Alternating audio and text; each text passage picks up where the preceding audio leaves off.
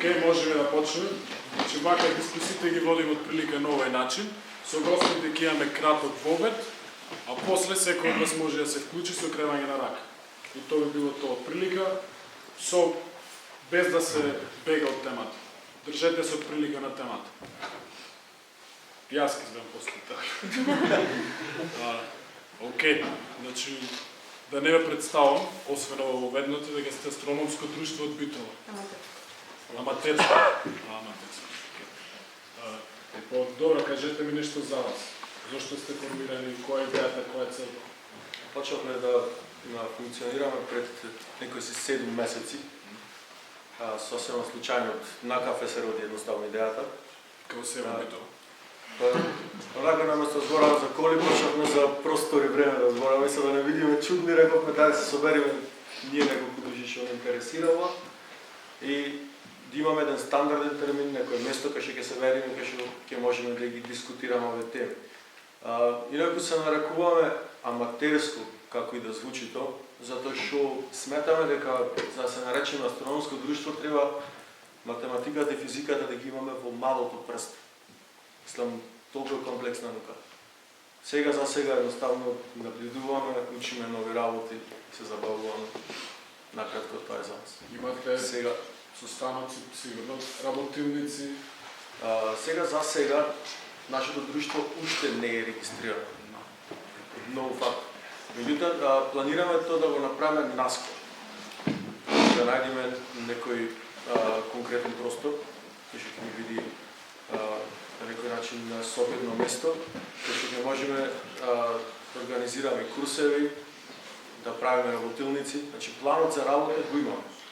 Ова е само првиот чекор од планот за работа. Така да... Може било кој да одговари инако. Од лева страна ми е поблиско да прашам. Што се однесува до опрема? Располагате со опрема? Имате нешто опрема? Телескопи? Се уште немаме ништо, затоа што, како што кажа Горан, многу сме нови, млади сме и баш сме точен зборот аматери, затоа што стварно немаме, од нула почнуваме и сакаме да направиме нешто и во Битола да има астрономско друштво, зашто да нема. А има ентузијасти во Битола доста луѓе што се занимаваат со астрономија и што ја сакаат како наука. За сега немаме ништо. Ова ни е прв почетен настан, баш сакаме со ова да се промовираме. Или нас не милува према. Имавме член на... Познаете? Да. Само сакам да додам, значи немаме телескопи што се лично, мислам, наши на друштво, како друштво. Меѓутоа индивидуалци кои имаат телескопи идат, меѓутоа тие се нивни. Така да не ви дозволат да ги користите. Не, ни дозволат. Сетливо премата.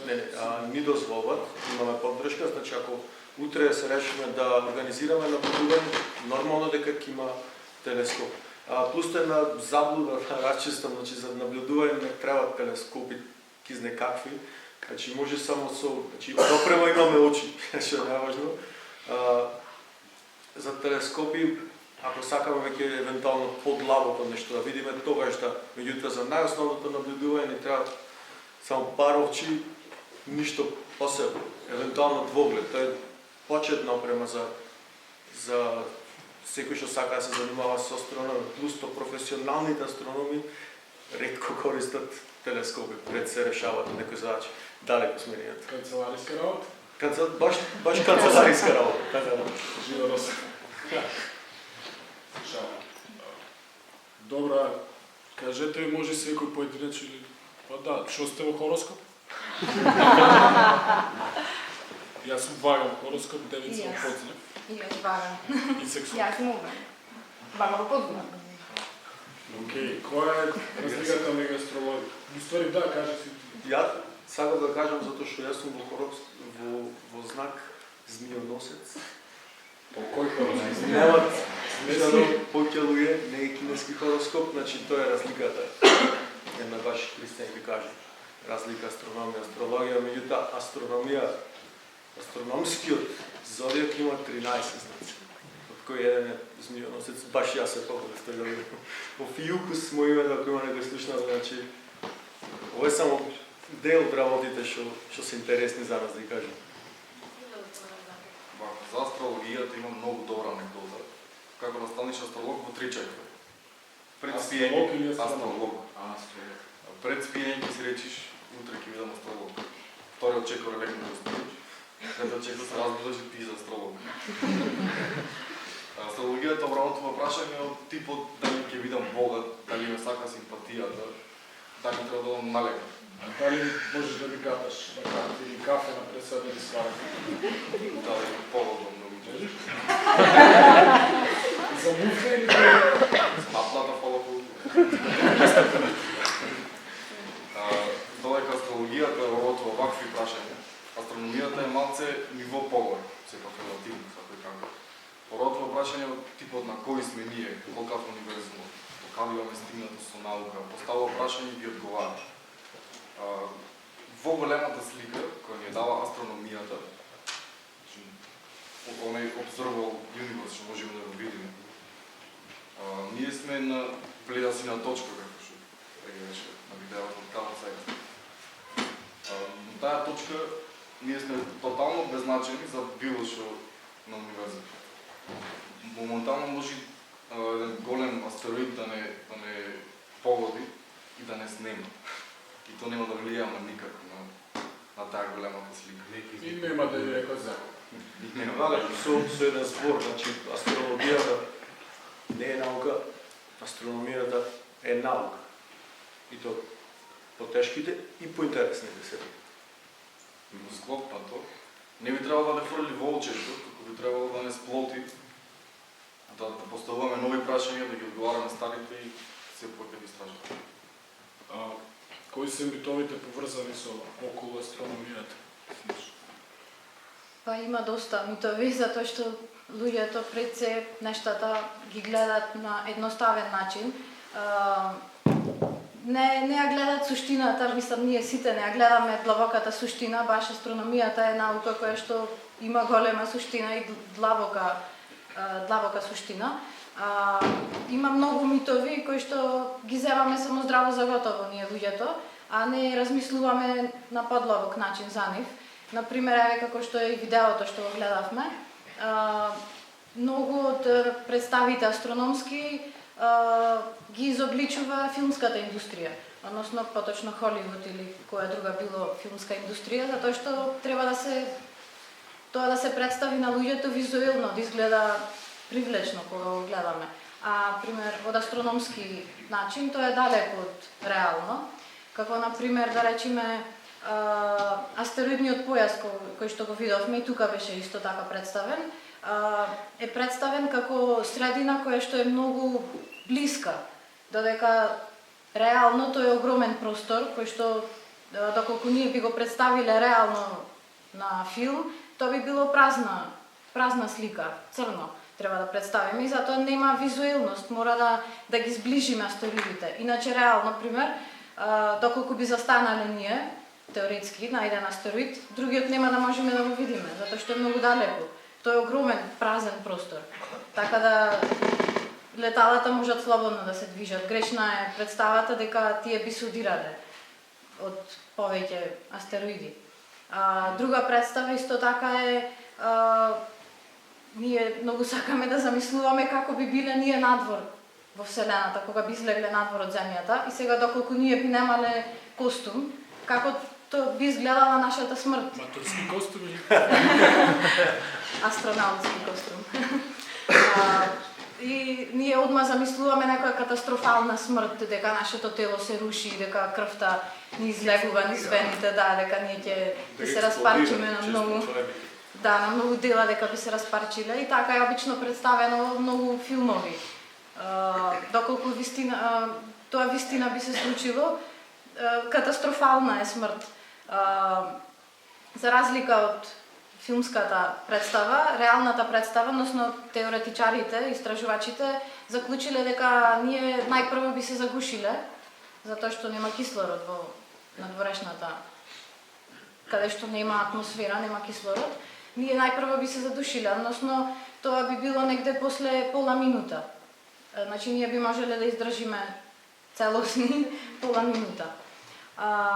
Има и други представи, како например, сега ако ви речам замислете го сонцето, вие одма го замислувате жолто.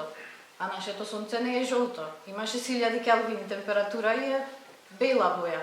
Но ние имаме атмосфера и зраците кои ги примаме ние, белата боја ја разредува светлината. Значи ние ги гледаме како жолто и портокалово затоа што тие се бои од видливиот спектар кои што се долги. Значи има долга бранова должина. Доколку би ги гледале сите, би го гледале шарено, ама кратките зраци, атмосферата ги сузбива. Ние не ги гледаме. Иначе нашето сонце, доколку би ги гледале сите, би било најмногу зелено. Затоа што тоа е во пикот на зрачењето. Најмногу е зелено нашето сонце. Има и други, како например Хороскоп. исто и за хороскоп, да. Тоа Сакам ќе го коментираше Горан. Сакам да додам два што се грешни и континуирано таа представа грешна ја прат во учебници. Првата е дека имаме лето и зима заради тоа што еднаш земјата е најблиску до сонцето, еднаш земјата е недалеку од сонцето. И во учебниците стои дека земјата која е недалеку од сонцето, тоа е зима, ќе е најблиску, или тотално погрешно. Имаме сезони затоа што оскара на земјата е накривен. И баш кој ќе е кај нас лето, тогаш земјата е најдалека од својата позиција. Друга грешна представа што континуирано пред во учебниците е дека земјата и месечината се представени, да речеме, ако земјата ова, месечината одма до неба или малце понастрано. Ако е земјата ова, месечината ќе биде на толкаво растојание што уствари е надвор од собата. Чи огромно растојание. Чи ги бери сите планети во тоа растојание и плюс да остане место. Значи огромно растојание. Океј. Мене оно што ме интересира да ми го говорите за хороскопот.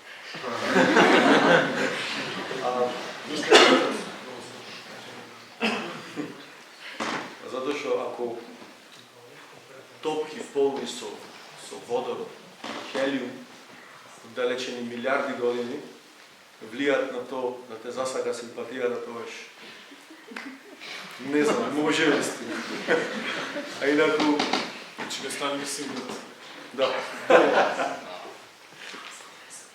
Извини, ја да сега Не, тоа ми беше главната цел, дека нема врска, дека сега ако извам некој било кој делче од хороскоп или да купам два различни вестници да го прочитам за истиот знак хороскоп, ќе би тотално различно. Или да прочитам еден хороскоп, повеќе од пола луѓе да ги кренат рака без да знаат дали се однесува на нивниот знак. Да. Дојде имаше прашање? Може инаку да се вклучите, кога сакате само кренете рака. Ти нареди. Има три димензии што ни се нас познати, значи должина, ширина и висина. И четвртата димензија се поистоветува со време. И сега новата стринг теорија, тоест теорија на жиците, кажува дека имаме 11 димензии, само немаме доволно мокни инструменти за тие да ги препознаеме и да ги анализираме. Каков е вашиот став околу тоа? Колку димензии имаме, дали теоријата на жиците ви е припатлива, ви отфрлате и слично? Став. Сега за сега, врвните научници, ниту тие немаат став. Затоа што тоа се влегува во квантна механика, значи тука веќе сега иде повеќе физика да излезе. Сега, добитник на Нобелова награда за физика рече, ако разбирате, ако мислите дека разбирате квантната физика, вие не ја разбирате квантната физика. Така да, на тоа прашање е тешко да се одговори. Сега за сега е повеќе како шпекулација дека имаме 11 димензии, затоа што математичките формули тоа го кажат. Меѓутоа, не може да се испита во моментот колку што јас сум сознан. Пред да ти дам тебе збор, еден од нашите врвни научници за прошетки на шатланинци Рочо викаше дека има документ со кој објаснува дека земјата е рамна. Кој е вашиот став во однос на ова? Гравитација. Тоа работа има камера во живо од населенска станица. Да си гледам така долу дека е... Важен. Фотомонтажа. Гравитацијата. Ако го прашаш Миленко за таа камерата, ќе ти рече од една страна и гледаш пак рамна. Миленко. Ова прашање е важно да се постави за науката. Едноставно науката така цвет. Зашто да не запрашиш и таа идеја да доведиш до прашање? Ајде да видиме какви докази можеме да понудиме. Најпростиот доказ, значи ќе ги тргнаме плани на докази, камери во Вселена и сите работи. Значи, уште пред 3200 години грчкиот математичар Ератостен не само што откри дека земјата е рамна, туку ја пресмета колкава пред 3200 години. Да, рече право. Значи дека е тргален, сведоч. Влијание на Миленковски. Значи пред 3200 години успеа да пресмета дека е сферична, да се поправам и не само дека е таква, туку и колкава. Со наједноставниот можен експеримент. Ја мереше сенката на два светилници, дали бе, не знам. И дојде до заклучок дека ако земјата е рамна, двата светилници на голема оддалеченост ќе фрлат иста сенка. Ги мереше сенките на двата светилници и оне што гледаше директно кон сонцето, сенката беше многу мала. Че паѓаше директно врз него. А светилникот што беше во Александрија што му мереше сенката беше многу долу. Значи, ако беше рамна, ќе имаше идентични сенки. Тоа е најпростиот експеримент можен, што го напуште во тоа време. Значи сакаш да кажеш дека Миленко не е во право. Ние одработат некој ќе падне Само на една мала поправка, не може да е пред 1200 години. Не може да е пред? Пред 3200 години, значи да, Дека 2000 постави? Не, извинете, само се крај. 1200 година пред наша ера, тоа уште смета дека е Тројанската војна, 8 век пред наша ера на Бонето ја пише Илјадата, 7 век пред наша ера почнуваат пред Сократовци, така што Ератостена пред Александрска школа ќе изгледа во Може да грешам за историски факт. Не се противам за ова, не знам. Имате кратко или има збор? Кратко само. Има една работа во тие пресметките, што види дека тие пресметки се точни за големината на сонцето кој е помала и сонцето кој е на поблиску од што се смета дека е. Значи тоа исто важи. Фала. Само реплика, извини, реплика или зборот ти чека за збор? Не, помина прашањето за Помина. Извини. Може да се вратиме покасно, ако ти текни слободно Не, крича. мислам ми текнува, ама заминав од темата најде која веќе го спомна погрешната представа на работите во учебниците, како на една слика прикажани земјата и месечината, дека е тоа грешно. Според вас како би требало да биде тука? Тука да биде земјата по 20 страни месечината?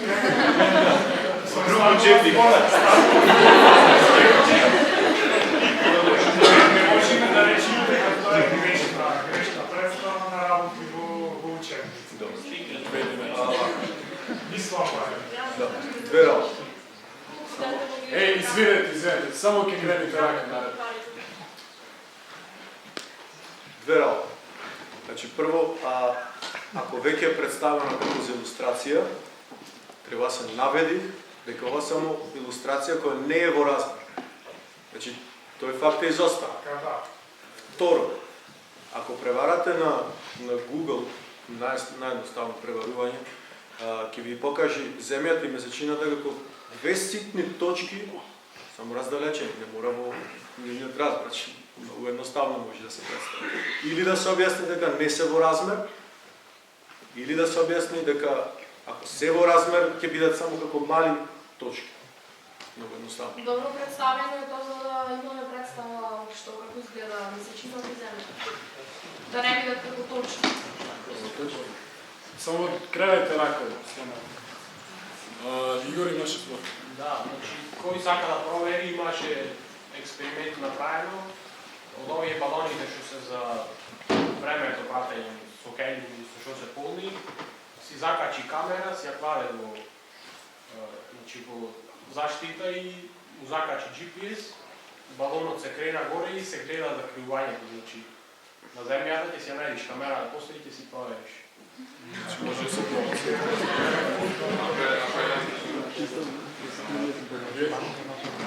Малку да контра спомна преди дека во учебниците се спомнува дека земјата најблиско до сонцето тогаш е лето и околу. Јас со 85-та година пред 5-то одделение географија учев. И беше нелогично тоа кога е најдалеку земјата од сонцето дека е лето, а така учев. Значи правилно учев. Тоа сега не знам како учат децата. Ти кажам, исто лично искуство му е, сеќавам на групу и беше нејасно и баш ја прашав на професорката географија, зошто е така и ова за закосеност, што го кажа ти, мислам на место. Можда има некои заблудели, тогаш учевме правилно. Епа, тоа е супер, јас учев. Ти учеше обратно? Да. Значи ден не се сеќавам. Чудно ми беше прв пат. Јас со старт сум правилно. Да, тоа е супер. Денешните учебници веројатно Не знам.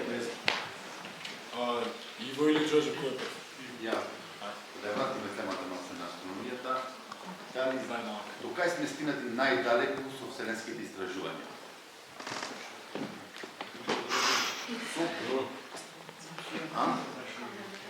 До кај имаме пуштено Space Shuttle, пуштено сонда во универзитет?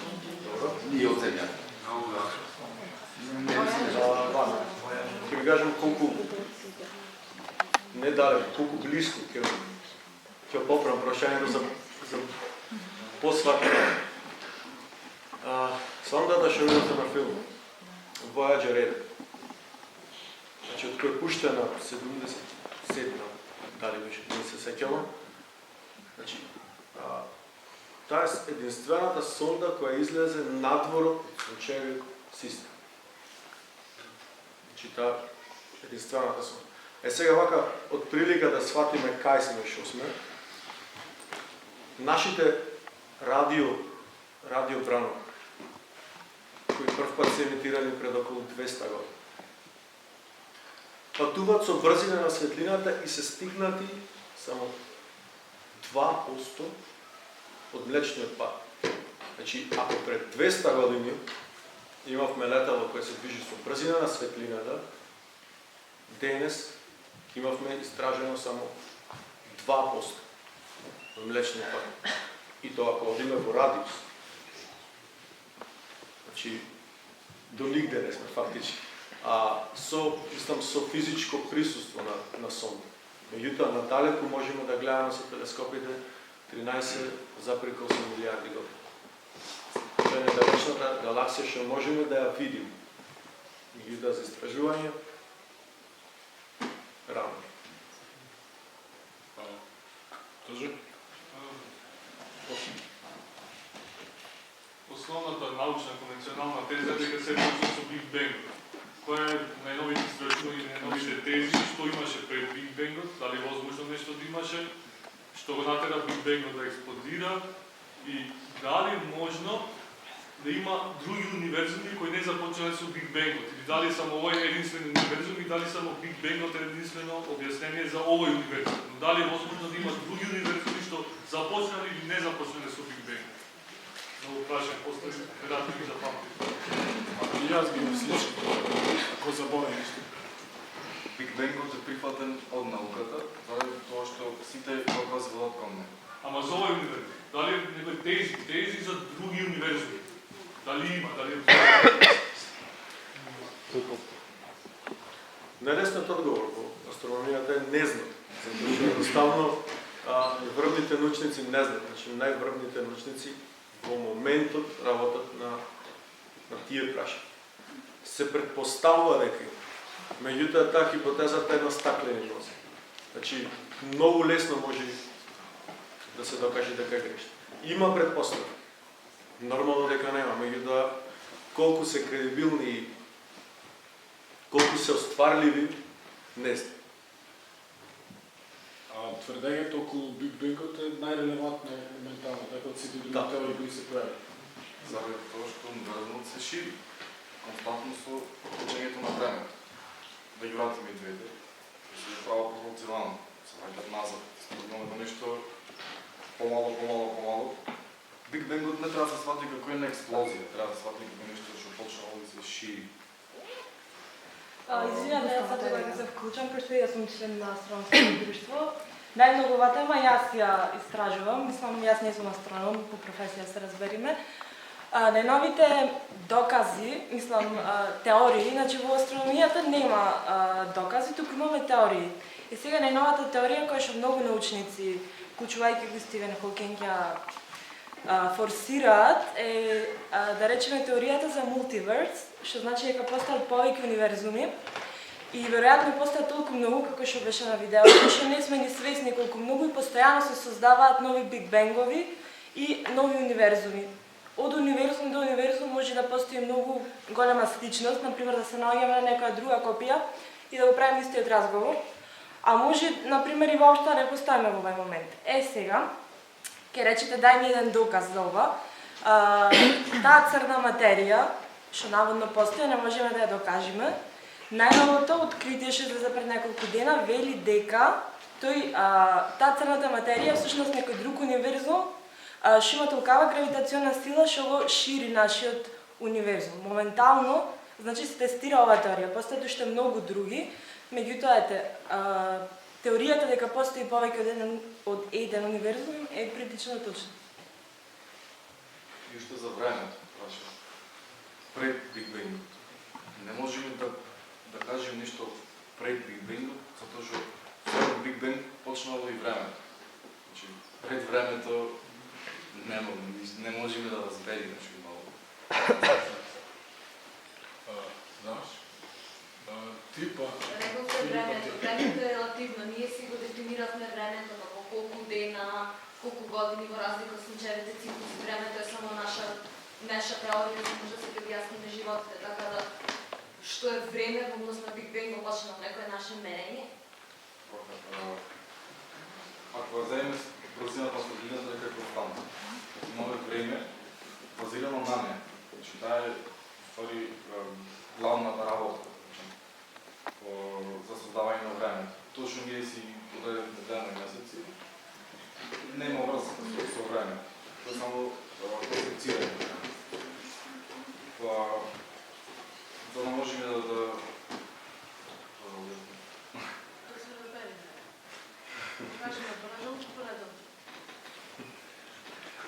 перцепцијата на времето е релативна работа. Заради тоа што светлината има константна брзина, ако некое тело има брзина, поблиска до брзината на светлината, за него времето се намали. Ако достигне брзината на светлината, за него времето застава. Ако ја помини, за него времето ќе се враќа на нас. За сега никој не ја помни, да имахме тука други години. Да реплика може? Тоа е добро, тоа е теоријата на Ајнштајн, на релативитетот. Ако пуштиме два близнаци во Вселената, едниот е на Земјата ќе старее по наше време, другиот кој ќе се врати по кузне колку негови години, ќе биде истиот можда младолик, или има да бидат повеќе близнаци. Но теоријата е како што сакав да дополнам преглед за Војаџер. Војаџер е всушност надвор од сончевиот систем, веќе 2 или 3 години немаме информација од него што се случува, а и да добиеме таа информација. Ке треба колку години, всушност и галаксиите што ги гледаме на не знам колку далечни светлосни години, тоа се некои нивни прикази од минатото. Така да не можеме да кажеме што е точно време и каква перцепција имаме, какви се информациите кои ги добиваме. Некој од нас неколку светлосни години разлика може да ги гледа кај нас диносаурусите сече. Извини, може да кажем нешто? Реплика или сајзба, пошто има други? Реплика. Кратко ќе бидам. Во однос на времето релативност, например, да, вистина дека времето е релативно, ама ако гледаме реално, времето за нас е многу битно. Така да не знам зашто се доказа воопшто дека времето е релативно, ако ние зависиме од времето што го користиме, да речеме. Човек го предефинира, тука е нешто што едноставно постои во универзумот. И најбично приврзно да речеме за аналогијата дека тоа се перципира како поштена димензија. Оти воспативно што би спечело се да се случи во едно време. Што би спечело настан да се случи сега, потоа во минатото, без разлика како ние го дефинираме како го прицепираме тоа. Истата аналогија би ја направил со трите димензии. Секој си има димензија по X, нали, по Y, по Z, како што има и временска, да речем позиција.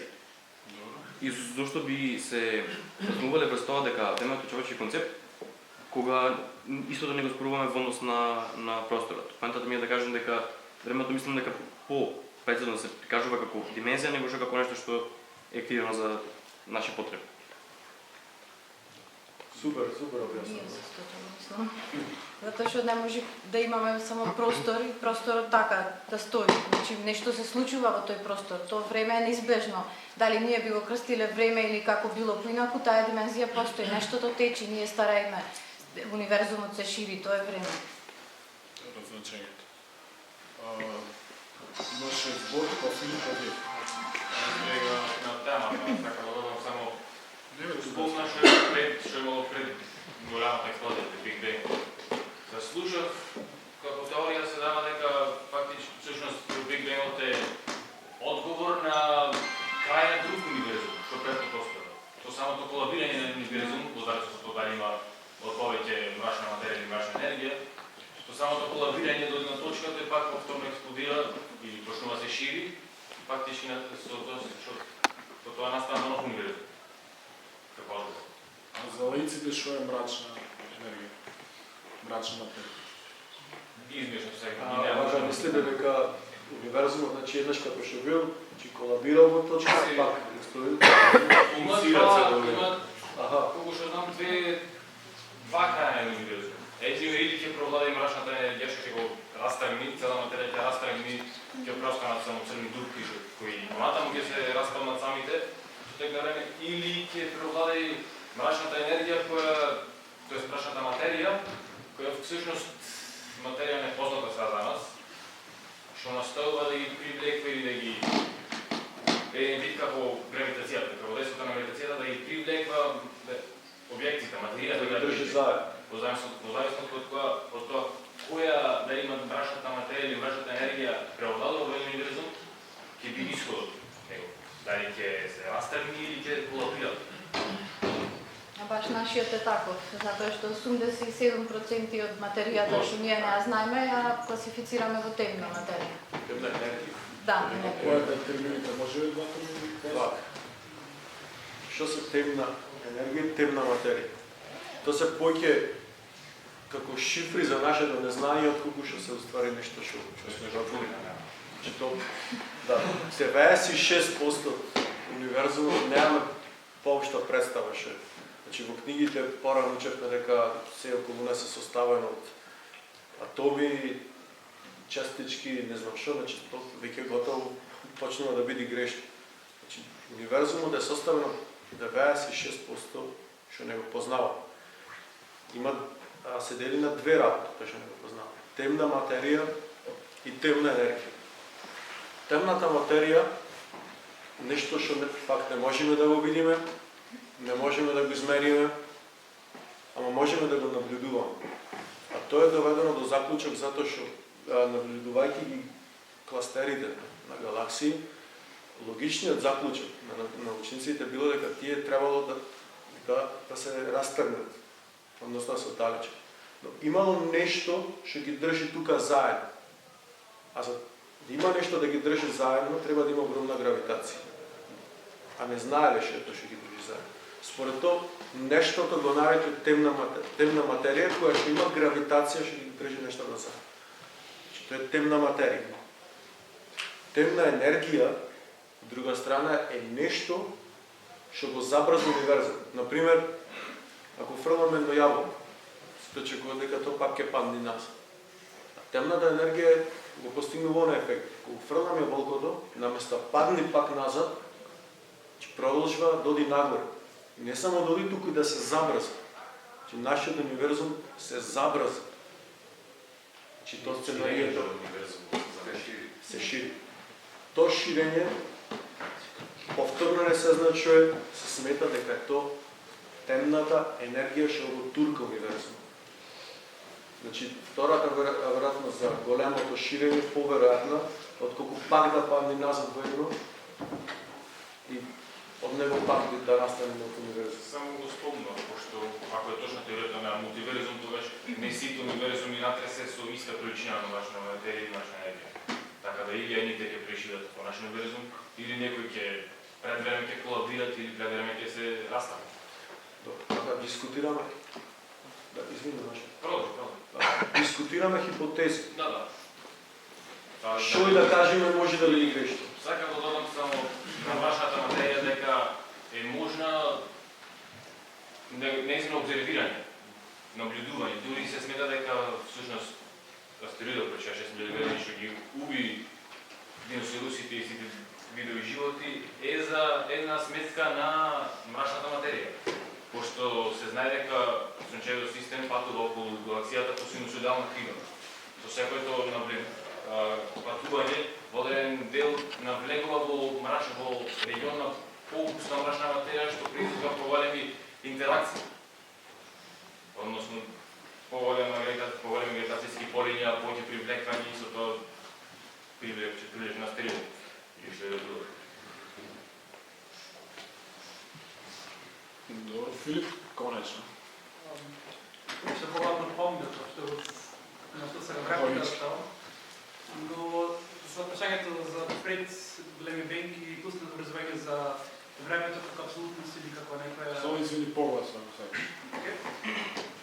Значи, времето дека е некоја реална представа за универзумот, произлегува од Einsteiновата теорија, како поим што има релативно абсолютно значење, каузалност. Нешто што значи дека нешто се случува пред нешто друго. Значи има настан А и настан Б. И зраците, светлосниот зраци, значи одат од настанот А и кон настан Б. И затоа знаеме дека нешто било минато, нешто е идно. Следствено, пред големиот Бенг, пред Биг Бенг, значи немаме едноставно информации за тоа. Значи светлото од тоа не можеме да го добиеме заради разни причини, заради експанзијата на универзумот, но едноставно ги немаме алатите, може би не ни алатите, туку ако ги користиме рацете за алатите, во тој случај ги немаме ни рацете со кои да ги управуваме тие алати за да знаеме што би можело да биде во Биг Бенгот. И слично како не знам, Event Horizon на Семедутка.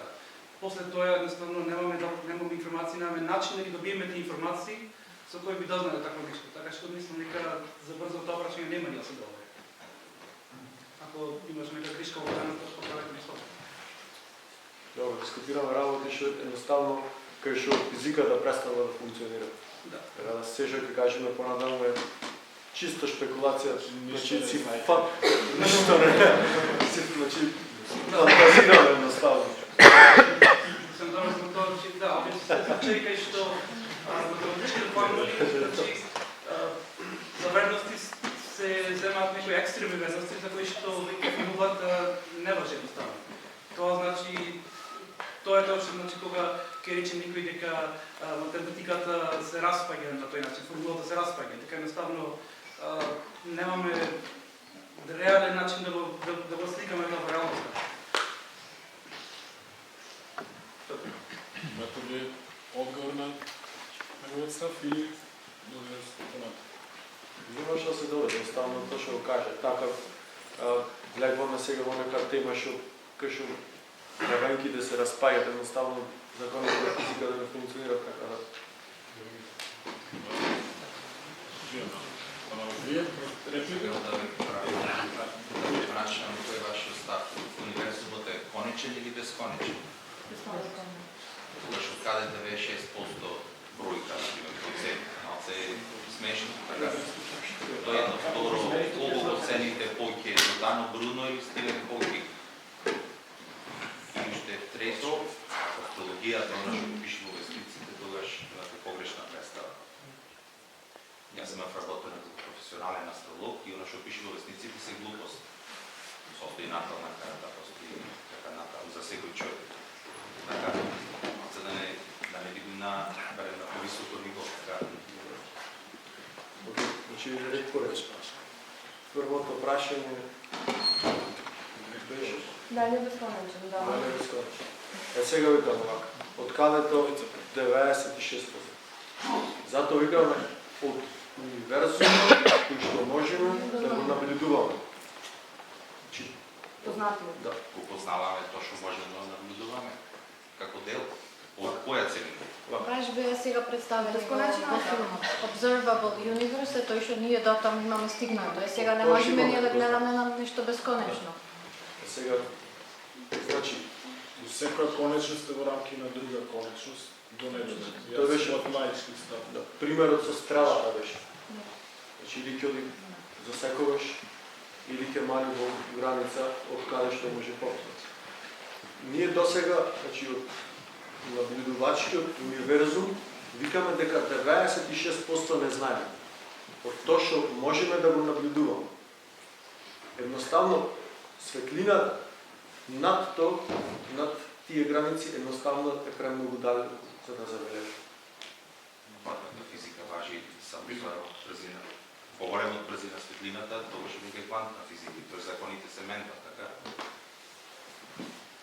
Не знам да ви одговорам на тоа. Меѓутоа, од она што можем да ви одговорам, првото прашање ваше беше за Џордано. Да, за Џордано Бруно. Јас би рекол дека секој хероин на своето време. Џордано Бруно не беше како прво научник. Значи, настреќа погоди што можеше да испадне многу грешно. Како настреќа? Во смисла дека немаше докази кои би ги наблюдувал и кои би представил. Тој ги виде. Настреќа ги виде. Значи, на неговиот сорен. Проекција ги виде. Ментална. Како и да е, Џордано Бруно немаше докази да го подкрепи своето тврдење. Мислиш научно? Не беше научно, значи немаше докази, да, немаше докази. Освен визијата немаше никакви докази. Океј, одиме понатаму. Третото прашање, зашто астрологијата сметаме за глупост? Може би ви делува арогантно. Тој е мојот страх. Значи, не, во смисла, ако мислите дека е тоа точно, дали ја познавате? Астрологијата, дали е познавате? Судите, да речем. Вака, јас ќе ви кажам дека не ја познавам, меѓутоа, само да завршам.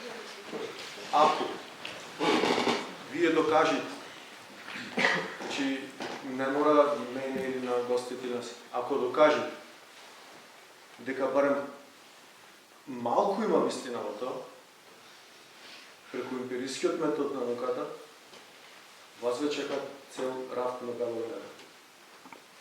Нема потреба астрологијата од Нобелова награда. И $1 милион. Нема потреба. Сега, значи, затоа што науката работи брзели. Ако имате докази, представете ги. Ако не, извинете. Па гледам астрономијата колку докази има.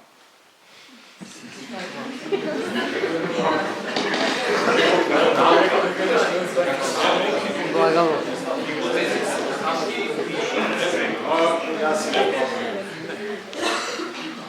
Океј, премине понатаму околу ова или конкретно? Рече дека нема познавања Да, за ти однело, има и пред. астрологијата, ама еве јас сум доктор, имам познавање во медицина. И сега ќе земам најблискиот вселенски објект, еве месечината.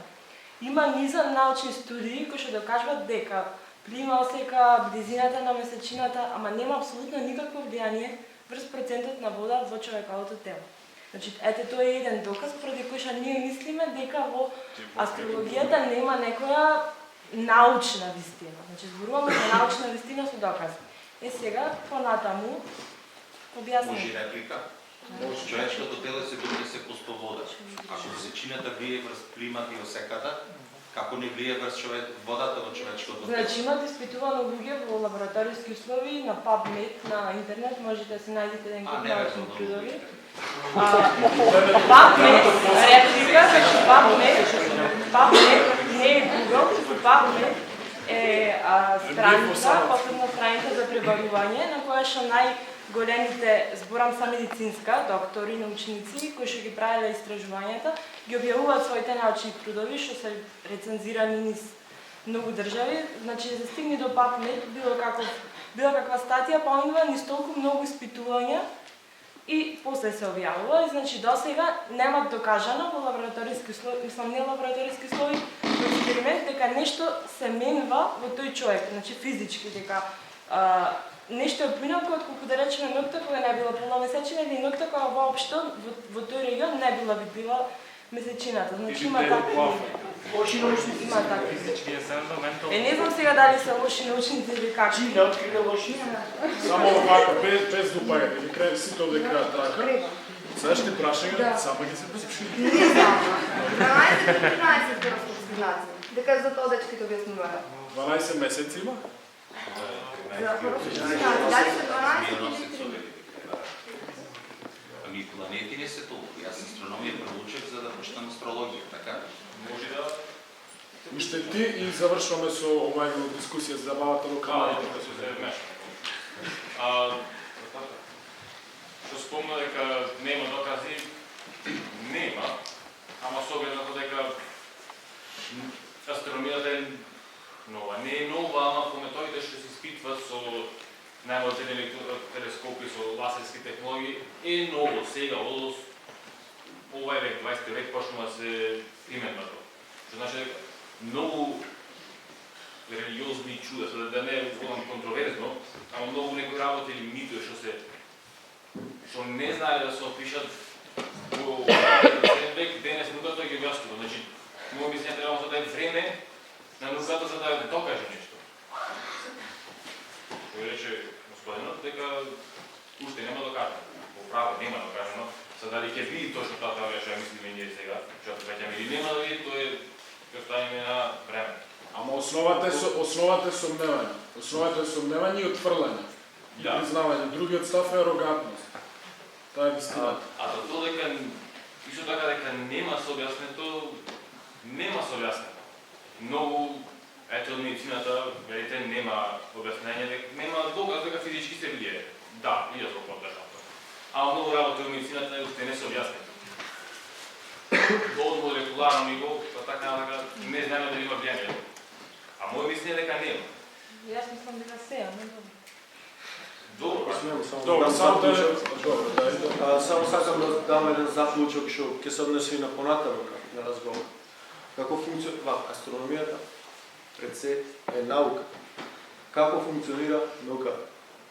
Ако јас дам хипотеза, ја тестирам, се покаже дека е точна, ја тестираат и други со различни методи. И на крајот сите го добијат истиот резултат, тогаш нештото престанува да биде лично мислење. Значи, понатаму, шо и да се збора, извај докази или молчи работа. Значи, ако имаш хипотеза, тестирај. Значи, ако прекршиш тоа што веќе било познато, научниците ќе бидат први што ќе го сменат мислење. Значи, не одиме со верување, кој го право се сменат размислувањето на научниците. Тоа скептицизм окей. Добро, одиме, завршуваме се.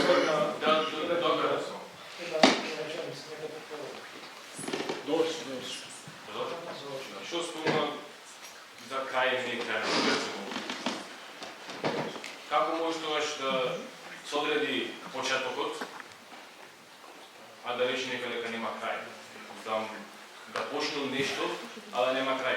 То за нас уж нема крај, пошто имаме го гледаме само Observable Universe, велиме, уште нема стигна до сутината. Како може нешто што ќе почне од нешто да нема крај? Да те прашам.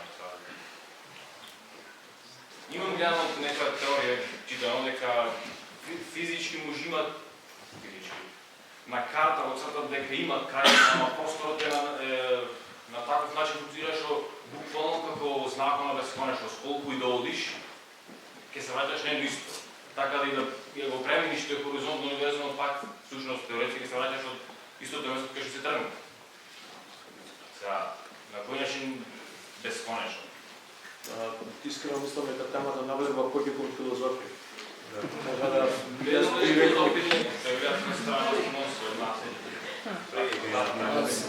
имаше Филип на темата или имаше предвид?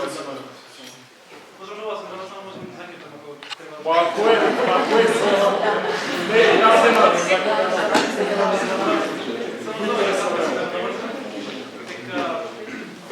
моменталните сегашните, да речем, и математичките формули најмногу прават смисла за универзум кој што личи на планарен диск, значи диск во рамнина. Нема никакви податоци и подкрепување дека ако одем крај би се одело, би се продолжило побрзо светлината, дека би се стигнало друг крај. Тој на некој начин мене лично барем прави смисла. Една голема концепција за универзумот е дека расти во нешто, дека исполнува некој друг простор. Но сегашно знаење е дека со самиот Биг Бенг сето што настана е самиот простор. Значи нема центар од кој што настана, туку се што е едноставно од некаде нанадровалеше. Затоа и ја има таа прави, не прави, туку е возможна таа експанзија побрза од светове на брзината на светлината, бидејќи самиот простор не е ограничен со таа брзина. Само се во неа е ограничен. Значи експанзијата може да биде бесконечно и може да се одвива побрзо од светлината. Значи нема такви ограничувања. Значи е изведено на некој начин. Вие бевте на ред? Поголем дел од вечерашните разговори беа за некои прашања што најголемите научници немаат одговор. Би сакал нешто, доколку знаете, за телескопите Хабл и мислам Телстар нареден се викаше. Телстар, мислам дека се викаше нареден после Хабл. Кои што се пратени високо во атмосферата, за да наблюдуваат далеку во Вселената и какви фактички кога се спратија тие во Вселената ги добивме најголемите откритија за универзумот и за Вселената. Би сакал да имате некои информации за тие откритија, да ви кажете.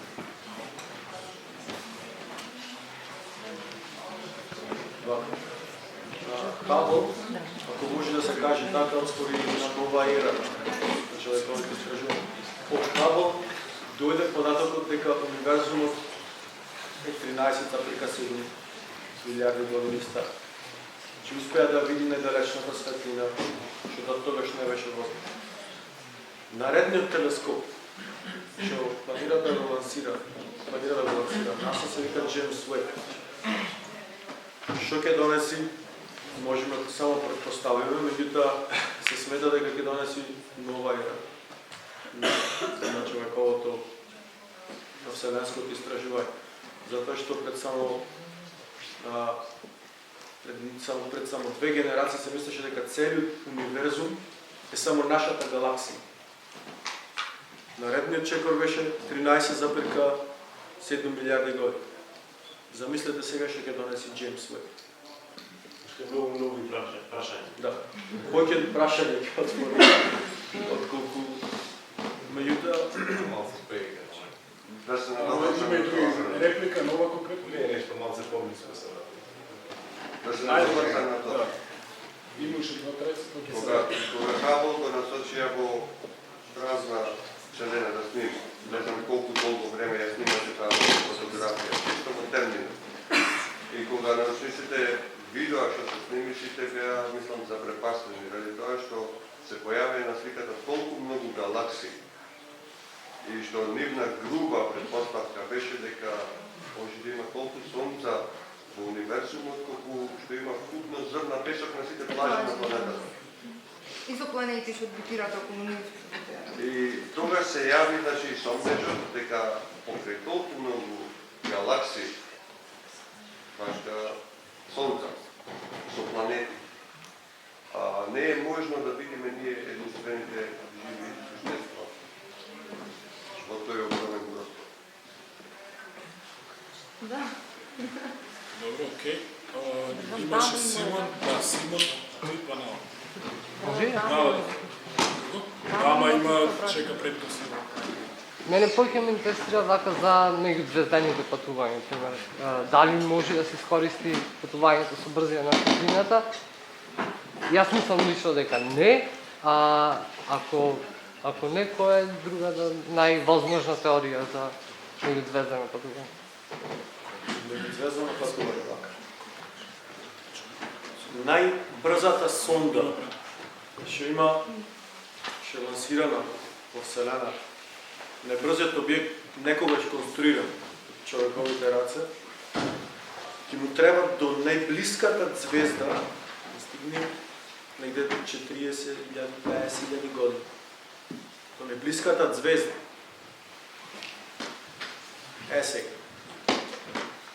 Нашата галаксија е 100.000 светлосни години. За да истражиме нашата галаксија треба со 100.000, мислам, ќе треба 100.000 години од овој момент, ако се движиме со брзина на светлина. Не, добро, не мора за истражување. Пример, да речеме до најблиската звезда, дали е возможно да се патува со брзина на светлина? Сега, има неколку можни решенија. Првото можно решение е поставување на сосема мала сонда, која ќе види, значи проблем е горивото. То ме интересира, која е теоријата за патување до најблиската звезда? Една теорија, една идеја за истражување, која моментално мислам дека се развива, е дека малите сонди би можеле да бидат туркани, ако може така да се каже, со ласери од земја. Значи, на тој начин би се постигнале огромни брзини. Значи, мала сонда, буквално исто како што дува ветрот, како што ги турка ветрот продојте, така на истиот начин функционира. Со ласери го туркат и го забрзнат до огромни брзини. Меѓутоа, тоа е само едно делче кое само го туркат. И би траело колку години? Значи, би се приближило на, ако не се лажам, дека беше негде до четврт брзина од брзината на светлина. Сега има еден футуристички концепт што јас го обожавам. Треба да се доразвие нанотехнологијата за тој концепт, меѓутоа мене ми звучи вака најинтересен за дебатирањето. Има сонда, што е доста мала. Значи, тој како некоја доста, не буквално како туку доста мала сонда, која со помош на нанотехнологија би можела да се само реплицира од материјали кои ги собира попат, едноставно кажем. Многу футуристички да. Меѓутоа, замислата е да има мала сонда која ќе тргне во еден правец, ќе се расшири како вирус. Сега. И ќе патува со брзини приближни на брзина на светлината, затоа што бидат мали, лесни, ќе се туркат на истиот оној начин што ви кажав, со светлинско оттурнување, и доколку е возможно, доколку го развијат тој концепт, дека би можела една сонда самата да се реплицира и да продолжи да не забави, тој ми делува како најлогичниот начин да го истражиме просторот околу нас. А да го земиме како пример концептот од science fiction филмот, Star Trek, патување без како беше со кривење на време простор. Пошто како што гледаме многу од технологијата која што се наоѓа во старите science fiction филми веќе полека иди во реалност, холограмите, 3D принтерите и така натаму. Колку сме далеку од нешто такво, теоретски? таков начин на истражување на познатиот физички универ? Би рекол 1000 години не фрлена бројка, туку според пресметките на научниците. Сега за сега. Меѓутоа, Warp Drive, како што Warp, ако случајно некој не знае, че тој го закривува просторот и времето. Едноставно, наместо да оди од една точка до друга, просторот го носи до самото вселенско лето. Значи, Кој што постои во теоријата. Што теоретски е возможно. Меѓутоа, сега за сега не е стварливо поради тоа што ако се движиш со брзина на светлината, колку побрзо се движиш, толку потежок станеш. И не само тоа, ако патуваме само како беше една светлосна година, со брзина на светлината. Една светлосна година до некоја точка и назад, на земјата ќе имат колку години поминат? Колку? Милиарда, мислам, не. Значи, патување со брзина на светлината сепак не е начин за меѓузвездено патување. Така, и што една идеја ме текна, а тоа е погон на антиматерија. Значи, антиматерија денес може да се создава, меѓутоа проблемот е како ќе ја складират и да користат како гориво, затоа што не е изводливо сега за сега. Меѓутоа, ако успеат тоа да го направат, тоа ќе биде голем напредок, затоа што со многу малку гориво, со неколку грама гориво. Тоа е нешто како користење на енергијата на вакуумот, така беше нешто. Антиматерија, ако дојде материја во допир со антиматерија, ослободува огромна енергија. Значи, сега теоретски се не знам може да има допирни точки со кои не сум сигурен. И таков концепт постои. Значи, сите се овие концепти. Волност на антиматеријата. Се смета дека на почетокот во Биг Бенгот имало иста количина на антиматерија и материја. Да во одреден момент материјата е надвладеала антиматеријата, докато се една со друга, ќе настане уништување од огромни размери. Ние сме во состојба да создадеме антиматерија, со целова наука на што работите како ќе складираме. И самиот погон на антиматерија е дискутабилен, бидејќи ако една честичка дојде во било каков допир со ова материја што познаваме сега, може да создаде или огромна количина на енергија, или да потегне некаква ланчена реакција на огромно уништување. Тоа се две теории, па сега да мислиме дали е може да се користи антиматеријата како фокус. Имаше и теории за да се работи прво началото на место на мотор што ќе придвижува, дали со хибернација или такви работи, да се покаја во хибернација човек, и сега се спомнуваше со аденозин-монофосфат, не знам колку е точното, ама да се стави човек во хибернација и да се пушти тој брод, дали со ласер, или со огромни едрена сончеви ветер што ќе го придвижуват, кога ќе видите мира, кога ќе стигне до одредена дестинација, да се види разговор. Одговор баш, значи не е проблем хибернацијата, проблемот ако се пушти, значи евентуално мисија со луѓе, и управо нема да преживеат радиација. Прво јасно, доколку се задржат подолго време во Вселената, тоа е и денес и главната причина и главниот проблем како да се однесат луѓе на Марс. Вие што спомнавте со нова технологија, се бара начин за образување на материјали кои можат да абсорбираат радиоактивни материи. Да. Сега за сега да не ги прими човек во телото како материјал. Сега за сега единствен добар изолатор од радиација е олов. Негде во предвид да се насира некоја оловна сонда, затоа што премногу тешка, премногу гориво иде тие работи. Сакам една реплика, мислам за последната да известам. Значи, за да видиме колку сме далеко од тоа едно епизодија на партината, не можеме до Марс да промашаме. Тоа е најблизо. И да се постигнат тие први четвртина брзина на светлината. Значи, треба се размислува и за авион, навигацијата, треба да оцениш дали има метеор пред тебе и да видиш како тоа би функционирало. Значи, колку се сложени тие проблеми. Премногу сложени. цел, треба да има цел таа мисија. Колку време ќе трае, што ќе правите таму, до кај ќе стигнете. И што може тој изпит да човек. Значи со денешна технологија џабе и да се размисли. И само што малку да додам на тоа, значи ако забрзаме нешто, треба да се успори. Што сега за сега не е возможно да забранеш нешто толку многу.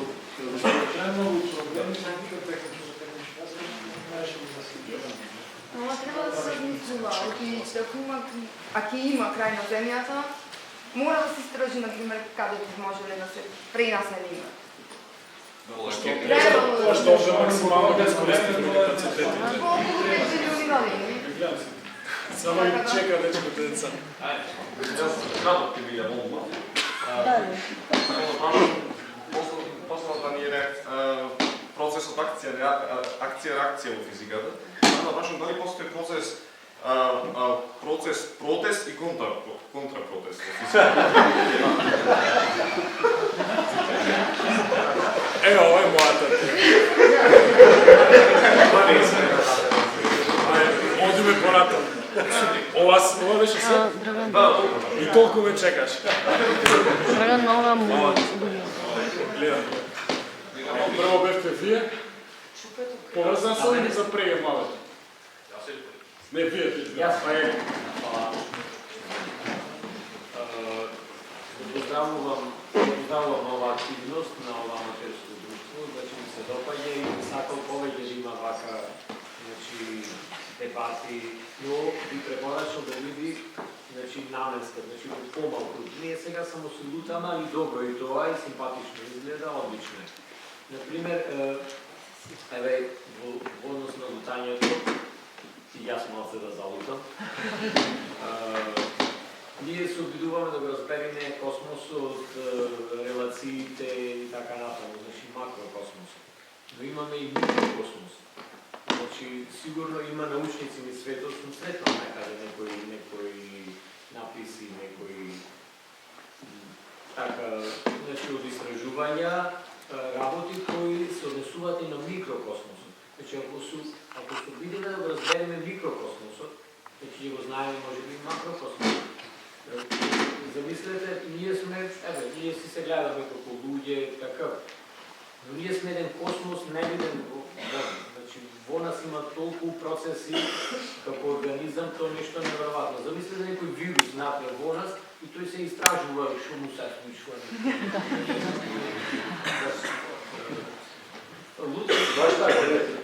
И сега и се тој размислува, така некој аднадвор, така некој Господ, така ние, сега ќе се некаснеме Дракула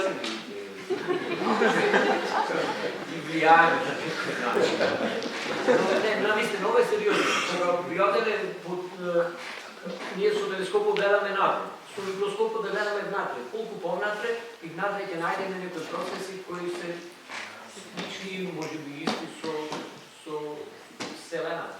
Значи, правците на изучување би требало да бидат познавани и натаму.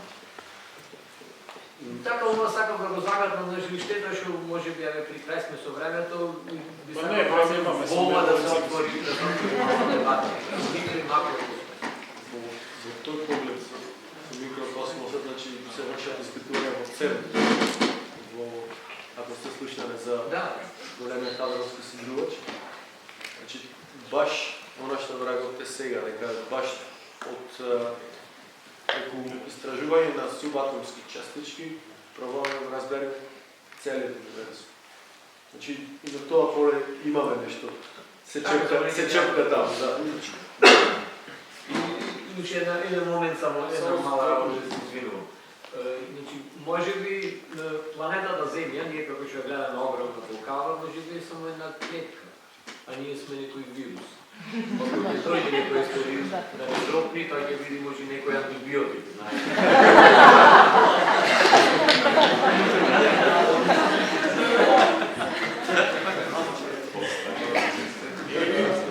Имаш реплика конкретно за или збор за?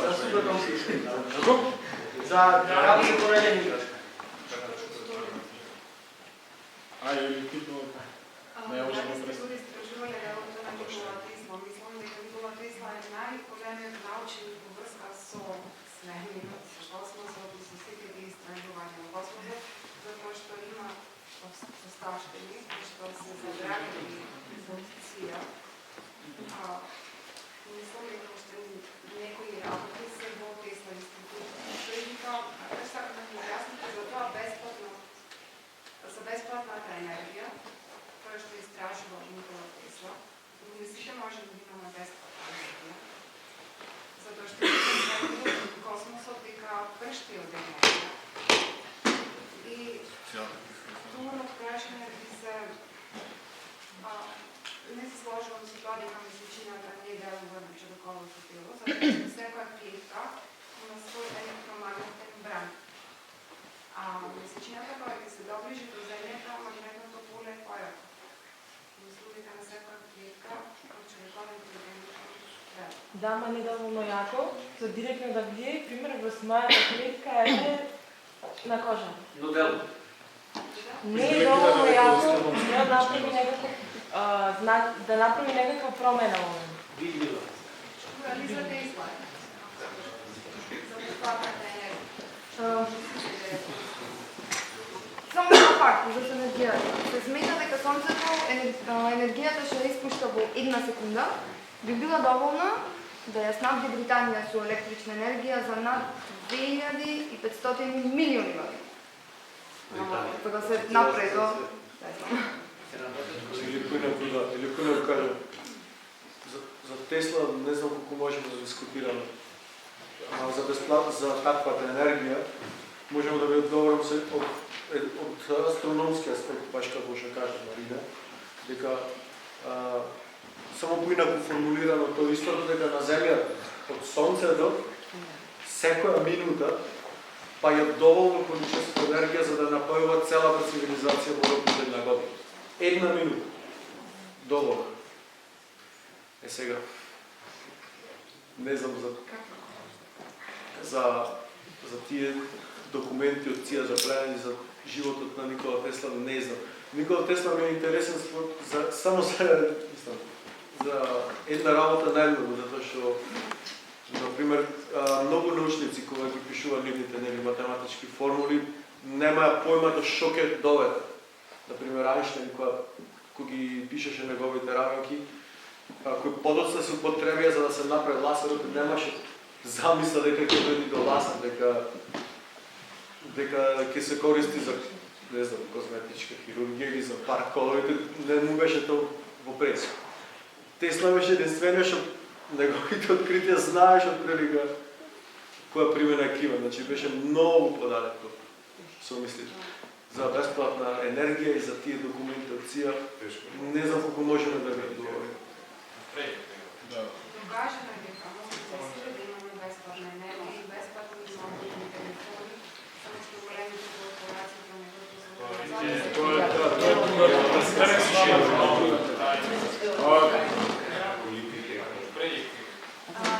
Добро, да, сега во однос на антиматеријата, значи многу брзо забегавме на друга тема. Да, антиматеријата антиматеријата после Биг Бенг се поделила, значи материјата се поделила на антиматерија и материја. И се постанувало само за неколку честици повеќе од материја и тоа е причина што сега материјата превладува. Меѓутоа имаше стати повеќе дека во ЦЕРН, значи за физичарите, дека создаде многу мало количество на нанограм, помало можеби од тоа, антиматерија со судирање на частиците, пошто всушност антиматеријата се создава и целиот Биг Бенг, и дека успеале да ја задржат. Главно е, значи, антиматеријата да не дојде во допир со материја. Успеале вокалистери специјални направили со посебни услови да ја чуваат во средина, да не има никаков допир. Меѓутоа зборуваме за многу мали количини и поголеми количини создавање до не знам. И имаше дека човекот испушта, за ево нека би прашање, пошто стварно ги не знам, Дали човекот испушта, значи исто мали, многу мали, во текот на својот живот количества на антиматерија, зашто не сум ме интересирал и стварно беше нелогично и сепак имате не знам став или... Гледам, само не, да завршим тоа.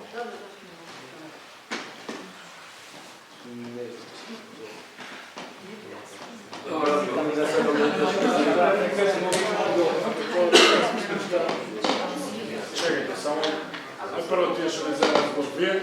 Ја би се вратила малку прекосно. Што е со хипотезата на црвоточини? Да? Хипотезата за црвоточини.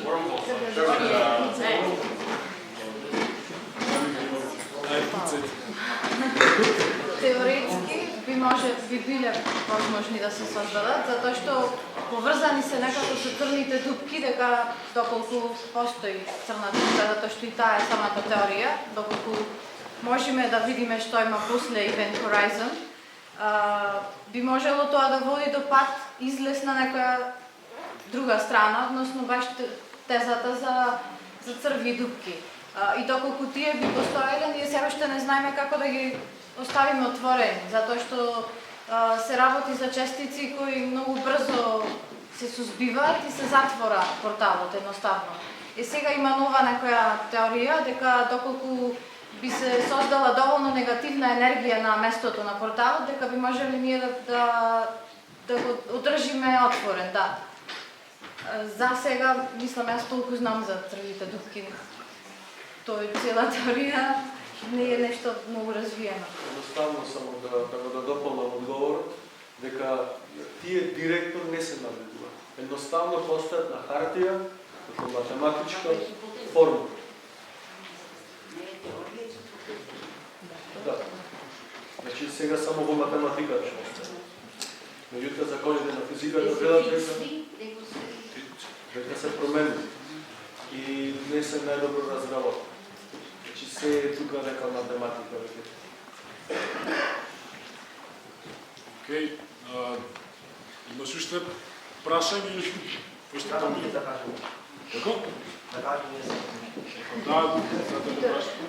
За материјата како да кажем. Материјата се состои од помали честици, електрони, протони и неутрони. Така знаеме сигурно. И сега тие помали честици, протони, електрони и неутрони се состојат од уште помали честици на помало ниво кои се нарекуваат кваркови и бозони. Кварковите се тие што ја држат материјата, а бозоните се тие што ја пренесуваат енергијата.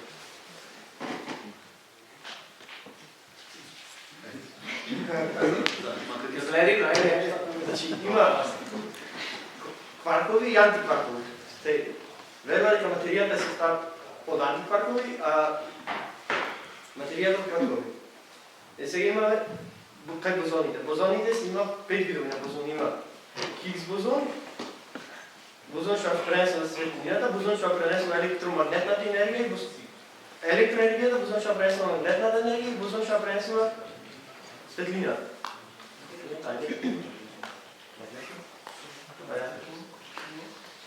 Тоа би било тоа прилика. Да не навлеземе само во квантна физика.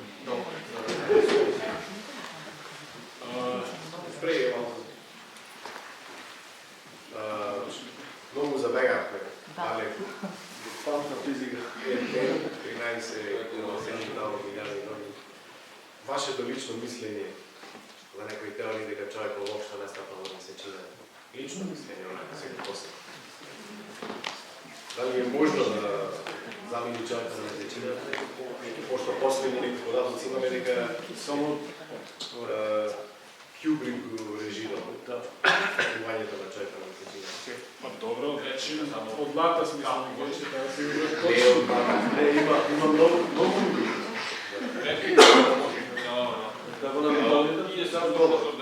За тие се најверојатно ќе слушнав за како се вика тие ни појаси околу земјата кај што се веде радиацијата. Са логика.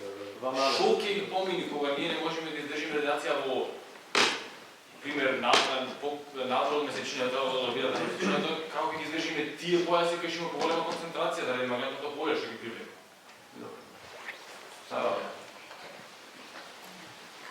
Значи, това дали човекот некој стапнал на месечината, да кажеме сега и да го разчистиме за секогаш.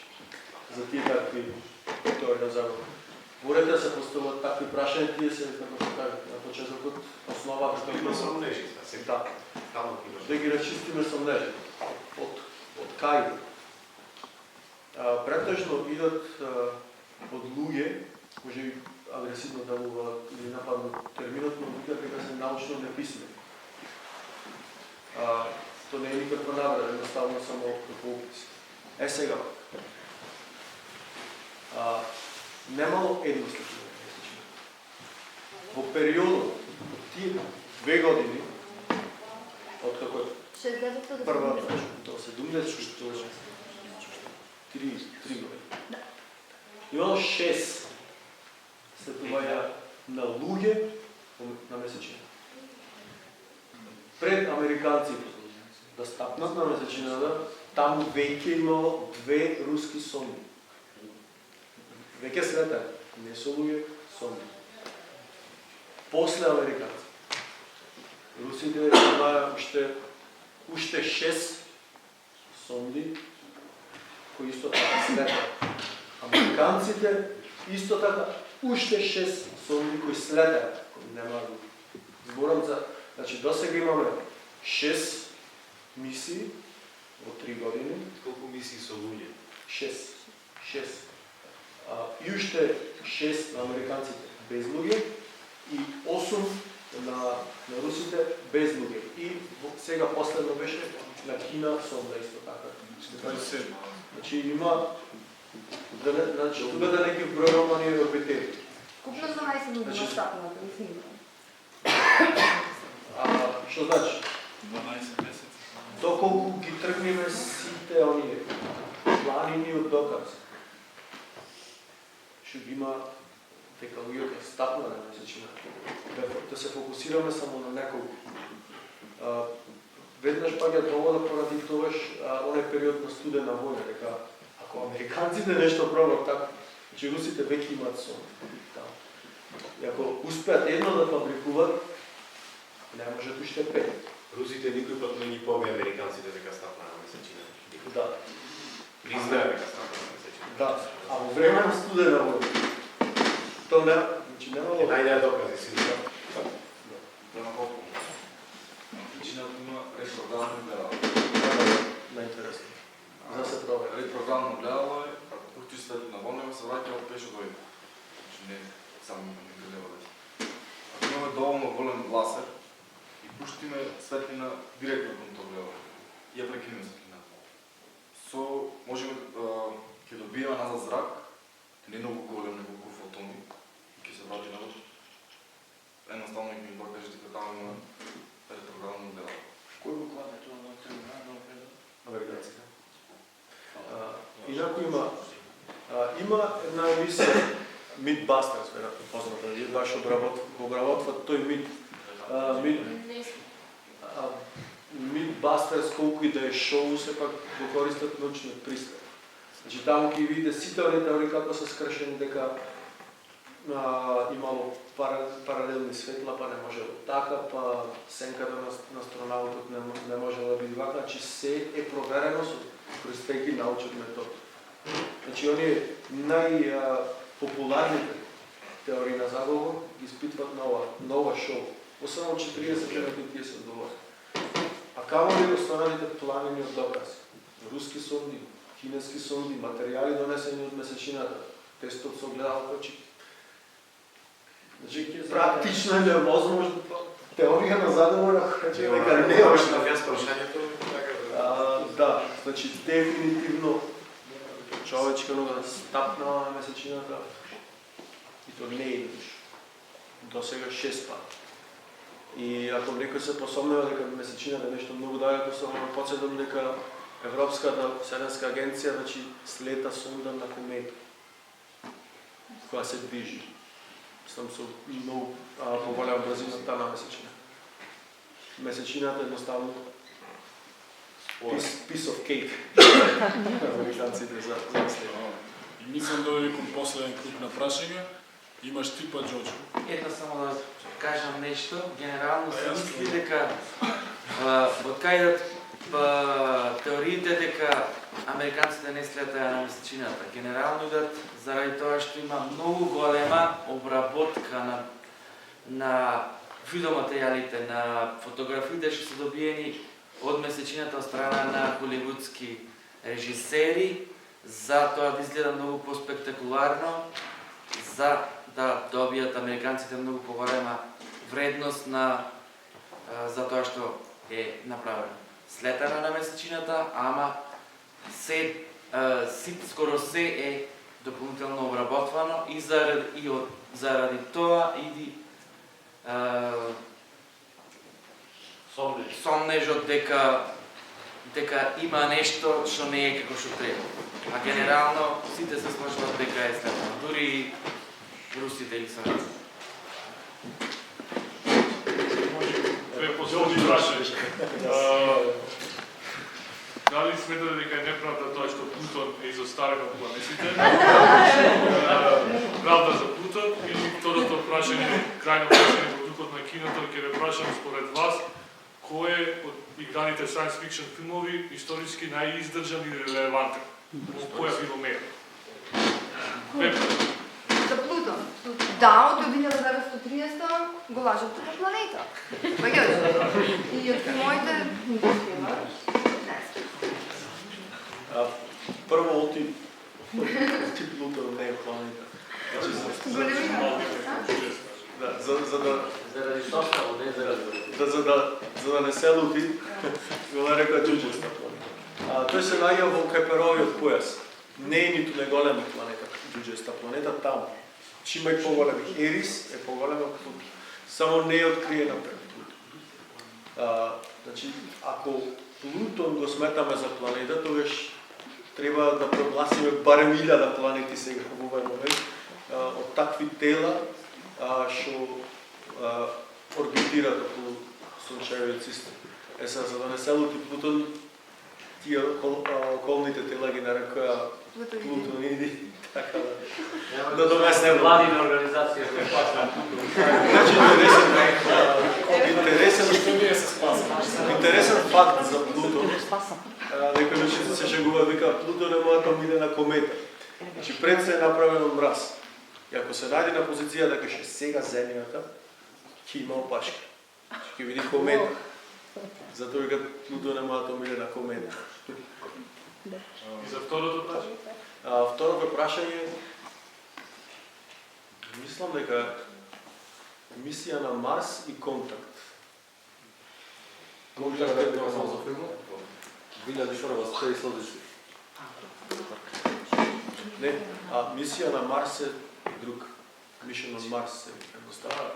90% е научно издржан. Исто така и The Martian. Се само следва на Солнце. Значи, се научно издржан. Интерстелар е досега најнаучно издржан, освен крајот. Да. Холивудски крај баш. Холивудски. А иначе досега најстрашна навика, ако збораме само во тој поглед, само да се Интерстелар. Равентите на таблите се тоа се математичари, физичари, сам се е вистинско. Најточен филм што е научен е Аполо 13, мислам, бидејќи тој беше снимен на хиперболични летови. Кој што трае по 25 секунди, има симулација на безгравитациона состојба на луѓето и така тој е на неточните, иако не најточен. Možda je.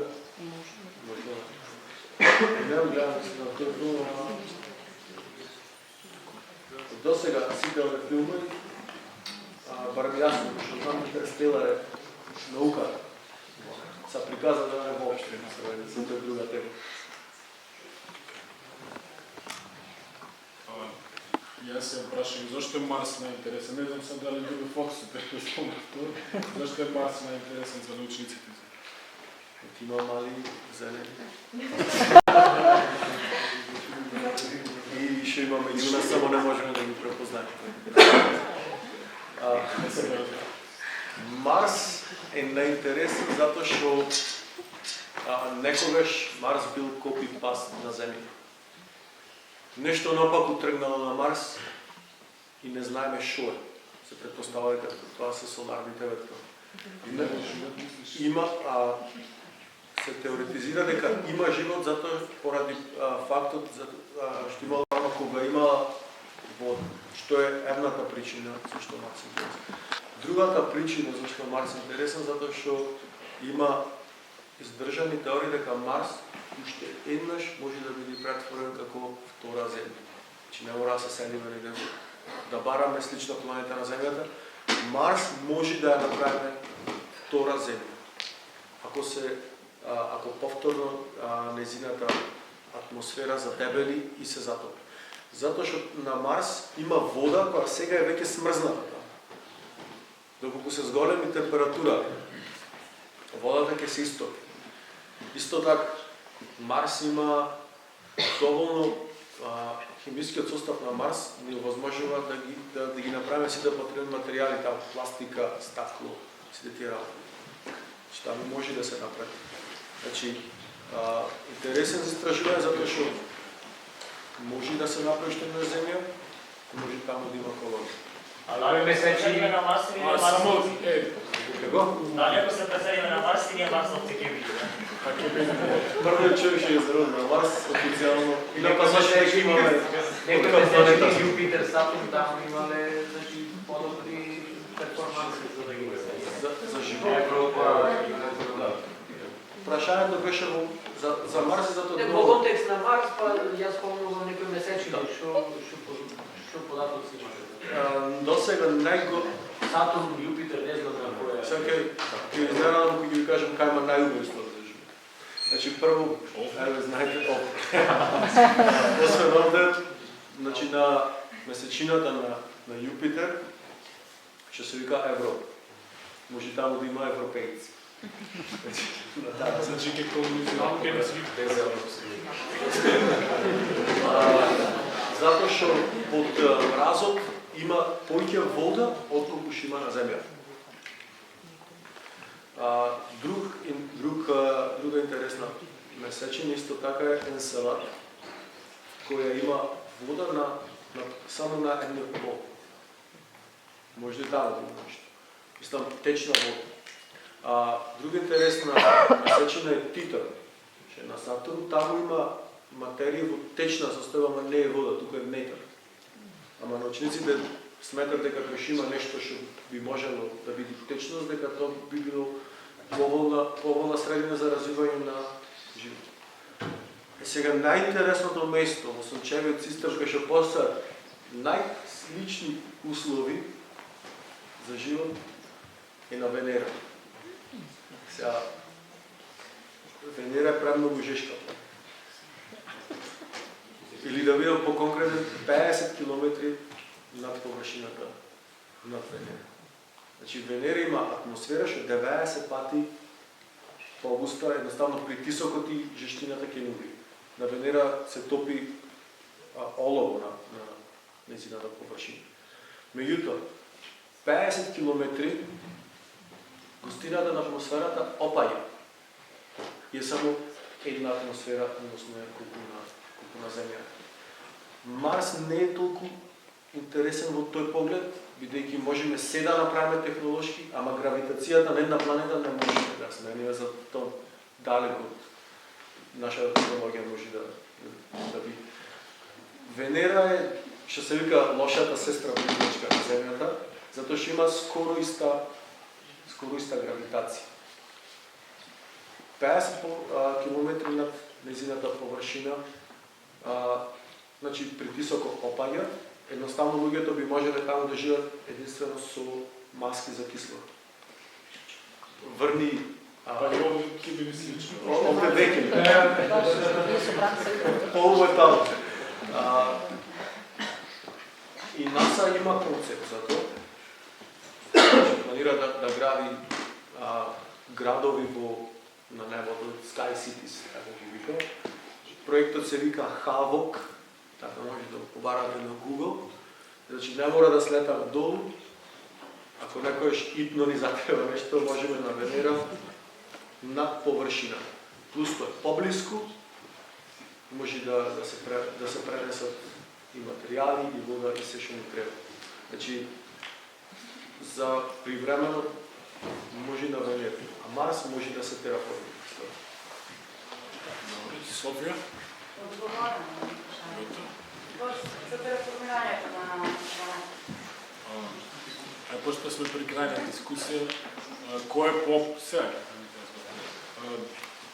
што е поопасно за земјата? Астероид или капитализам?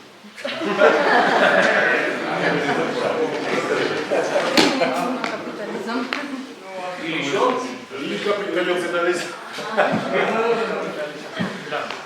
Затоа што со ова знаеме да се справиме со капитализмот на знање.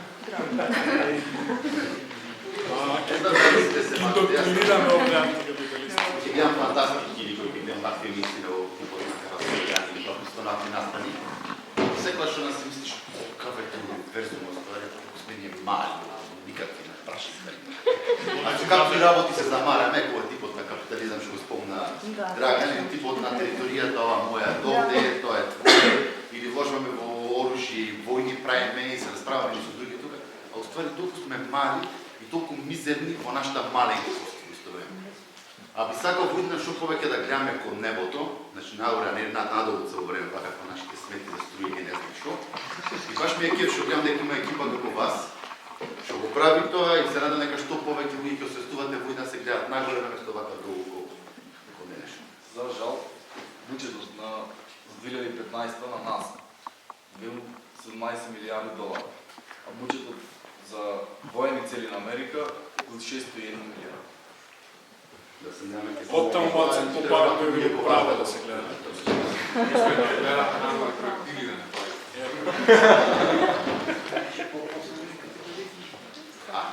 Тоа е интересно затоа што се добива една космичка перспектива како што вика. Јури Гагарин кога ја оставила земјата, значи прв пат видел некој како изгледа земја без граници и тогаш малце почнал поинаку да размислува. Значи, ја добиваме таа космичка перспектива дека, како што кажа Карл Сеган во ведниот говор, едни луѓе водат војни со речиси незначен, со други луѓе помеѓу кои речиси нема разлика.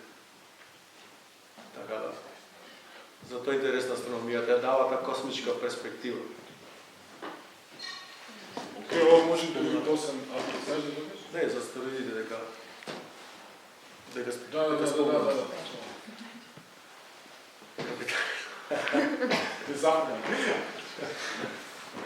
Океј, за опасност од астероиди, значи астероиди цело време ја бомбардираат земјата. Сега има еден потенцијален кандидат што ни иди и доста опасен. Кој му името на така брат? Значи, има еден забележан астероид што потенцијално ќе се судри со земјата. Се вика Апофис, неслучајно египетски бог на смртта или на не знам на шо е. Беше именуван од кога видеа дека неговата траекторија се сече со таа на земјата. Да беше на друго место траекторијата, не знам како се каже.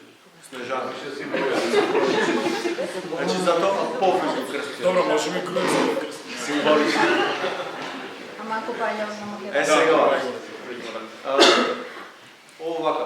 Знаете го, едноставно, пошто често пати по вестници се пише и астероид. Значи, често пати се слуша по вестниците дека откриене, не знам што. Сега за се знаеме за еден.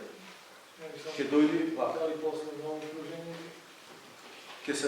ке се наближи толку близко до земјата што ќе протри под сателитите. Под појасот на сателитите. Ќе биде најблиску во 2029. Април 13. Петок.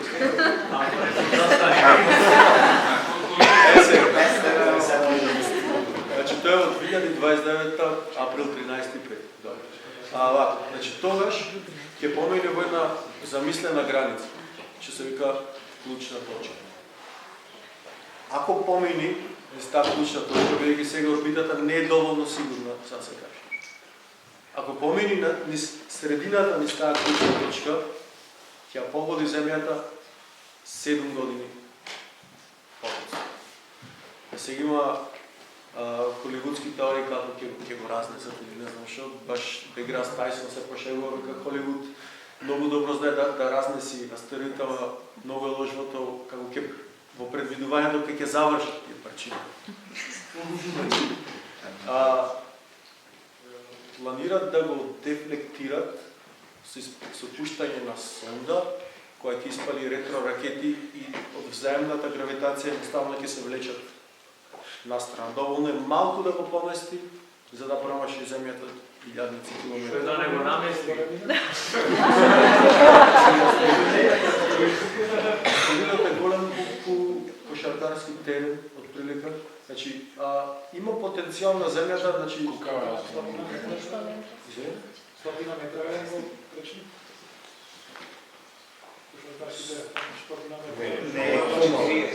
Помало од 50.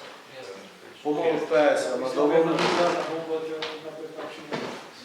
Ама парчиња да постои ќе ни се вратат нас во форма на 2 астероиди. Проблемот со разнесување астероиди поради непредвидливоста на парчиња. Траекторијата се остава иста, наместо еден после ќе направим 2 проблеми.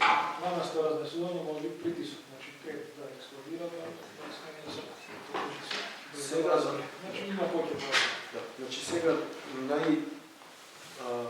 кредибилните кои што во моментот јас ги знам, се дека едната е дека се спуштање сонда со ретроракети да го влечи понастрана, или некои викат дека неколку сонди како во мрежа едноставно да фатат и да го поместат малце. Тоа се двете за кои што јас знам. Може би има и други. Баш последно читал дека руски научници откриле начин како да се справат со парчињата. Не е проблем да го разнесат, проблем се парчињата. Како му е тоа изгледано? Не знам. Колкава штета би имало, извинја да те сега преследат, колкава штета би имало? Ќе направи и кај има отприлика проекција кај би бил Скопје. Ќе падне точно средина на Тихиот океан. Ако помини низ средината на клучна точка. Ако помини лево-десно, значи полево или подесно од Тихиот океан ќе падне. Значи ќе направи важно, ќе направи штета. Како прво никој нема да умре. Затоа што нема да направи такава штета. Мислам, ќе направи огромна материјална штета. Ќе го продупчи океанот 5 км ширина и 5 км длабина. Таа вода ќе крени толкова голем брат, неколку километри, што тој брат ќе падне, пак ќе напред. Значи, оди едно цунами, се враќа назад, оди уште едно цунами, 11 цунами ред по ред. Значи, така ќе биде штетата што би ја нашла. Сега, навреме го знаеме тоа, најверојатно луѓето нема ништо да му види. Ако се капи некој таму? Тоа сакам да кажам, или некој ќе настрадат веројатно тинеџери ќе ќе селфи да працуват. Така да пајаш ке белата. Имаме навред. Меѓутоа, ова сакам само да го кажам. Тој што го знаеме се. А знаеме 1/10. И кога го праша еден научник како да дефлектира астероид, рече, дефлектирањето е наједноставната работа. Треба 3 работи, вика, да ги знаеме за астероидите. Што се најважни. Првата е, треба прво да ги најдеме, втората е, треба да ги најдеме, третата е, треба да ги најдеме. Значи, важно е да се најде. Најверојатно има уште 10 пати поиќе астероиди од колку што сега знаеме дека има. Бомбардират земјата на секој. Баш последно беше случајот во Челјабинск, во Русија, кај што падне и предизвика штета. Никој не го види. во моментот има астероиди кои сега можат да уништат еден поголем град, како Њу Јорк. Не ги знаеме кај се. По избирачки список.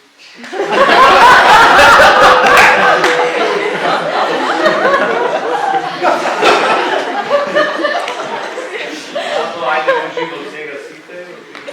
Кај се години имаме утре. Така да, во 2018 НАСА лансира сателит, што се вика Sentinel, и ќе го скенира богачето во земјата во инфрацрвено и ќе открие 90%. Иначе интересен факт е што аматери астрономи може да ги откриват астероидите. Голема веројатноста дека во една недела, ако ги следат астероидите, дека голема веројатноста дека ќе најдат барем. Значи ги има време. Уште Филип и да завршиме. Сега да седиш дома нема да. Сега да дома седиш нема да зборам. Не, јас пирам да се пријамам, може да друго. И само кратко, за мене се така астероидите добре звучи. Сам преги мала репка на прашање што ме поставили, што ме добија баш свободен одговор, иако луѓето што ги поставиле се мене. А ти ќе одговараш за пред сад нешто? За црвите дупки што беше разговорот, поточно зашто тоа во моментот се смета дека не е изводливо, бидејќи значи математичките расчуци, формулите што идат, имаат во нив решенијата за нив имаат фактор на негативна маса. Тоа нема некоја физичка интерпретација во моментот и затоа се смета дека нема некоја реална смисла тие такви црвени дупки, иако теоретски нели се е можно. Другата кратка тема беше тоа со антиматеријата. Значи антиматеријата моментално не е нешто екзотична материја во однос на тоа што сме секојдневно навикнати, но се користи секојдневно. Незината креација не е нешто креација, погрешно правењето на антиматерија не е нешто тешко. Значи секој ден се користи во петскеме во медицината, значи позитронска емисија се викаат тие уреди. Значи само да нагласам дека темната материја е далеку поинтересна од материјата. Бидејќи не, тоа што беха сега. Ако нема никој прашање, се надам. Прашање само кај можеме да најдеме ова друштво Во моментот функционираме како Facebook страна. Значи, аматерско астрономско друштво Битол, така може да не најде. Рековме дека уште сме новороденчиња, така да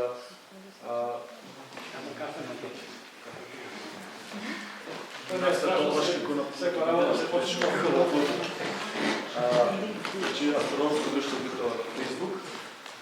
Откако ќе се собериме доволно членови, сега сме 10-тина, меѓутоа сакаме да порастеме во поголем тим, и веќе да можеме да го како се вика, да го регистрираме нешто. За регистрација не знам колку се, некој 200 евра се пошто се прилика. Во Битол има друго некоја астрономско друштво? Во Скопје. Во Битола. Имаше ова. Се викаше астрономско друштво Битола. Да.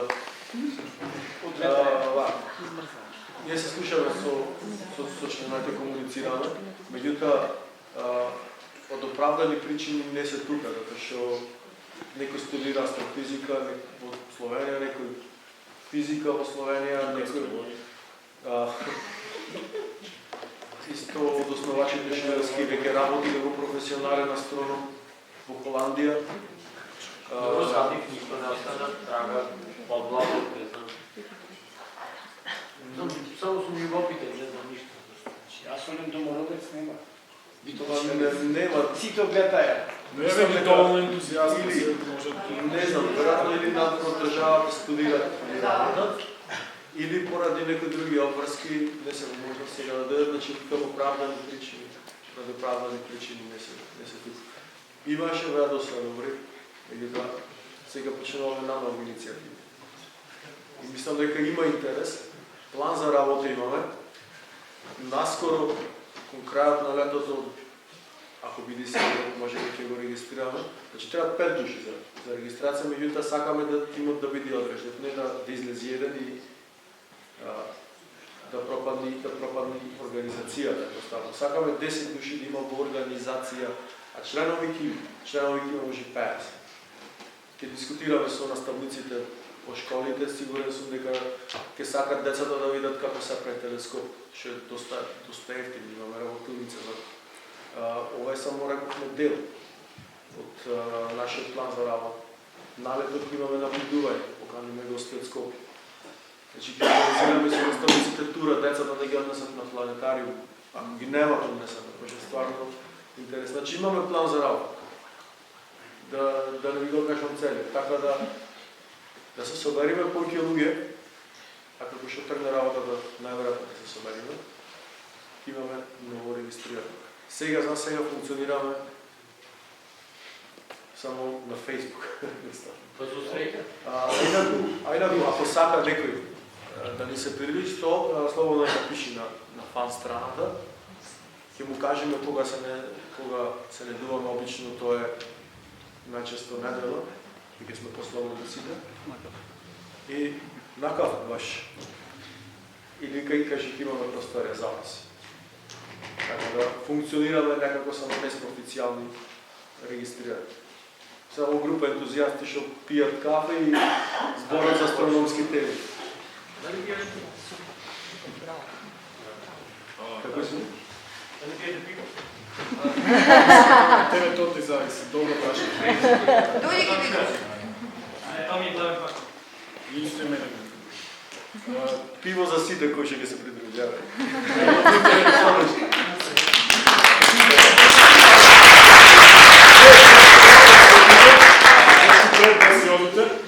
Само секунда. Фала ви на сите што бевте тука. Знам дека имаш уште многу прашања, без гајле ќе направиме еден тематски месец со истата екипа плюс ќе надополниме во некој од наредните месеци.